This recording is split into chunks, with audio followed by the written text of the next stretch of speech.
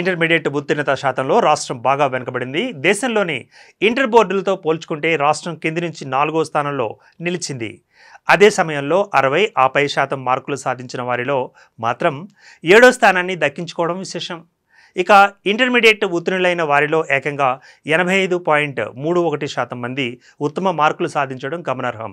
ఇక 10వ తరగతి ఉత్తీర్ణత శాతం అధికంగా ఉంటున్నా దేశంలోని మిగిలిన బోర్డులతో పోల్చుకుంటే తక్కువ శాతమే పాస్ అవుతున్నట్లు స్పష్టమవుతోంది.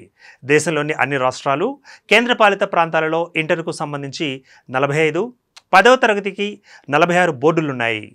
ఆయా బోర్డుల పరిధిలో 2024 పరీక్షలకు సంబంధించి ఉత్తీర్ణత శాతం, మార్కులు తదితర అంశాలపై కేంద్ర విద్యాశాఖ ఇటీవల సమగ్ర నివేదికను విడుదల చేసింది. ఇంటర్లో జాతీయ సగటు ఉత్తీర్ణత శాతం 87, ఇక రాష్ట్రంలో అది 76% కావడం ఆందోళన కలిగించే విషయం.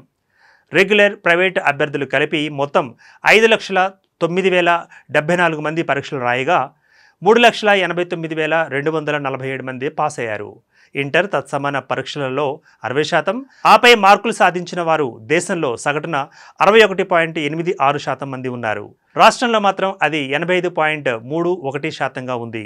ఇక 10వ తరగతిలో జాతీయ సగటు ఉత్తీర్ణత శాతం 88.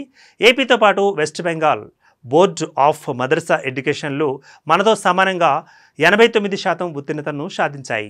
రాష్ట్రం నుంచి 5,52,546 మంది పరీక్షలు రాయగా 4,91,293 మంది పాస్ అయ్యారు. సీఎం రేవంత్ రెడ్డి ఇటీవల 10 ఇంటర్ ఉత్తీర్ణతపై సమీక్షించి అధిక శాతం మంది పాస్ అయ్యేలా చర్యలు చేపట్టాలని అధికారులను ఆదేశించారు. ఇంటర్ బోర్డు సైతం ఆ దిశగా ముఖ గుర్తింపు హాజరును ప్రారంభించింది.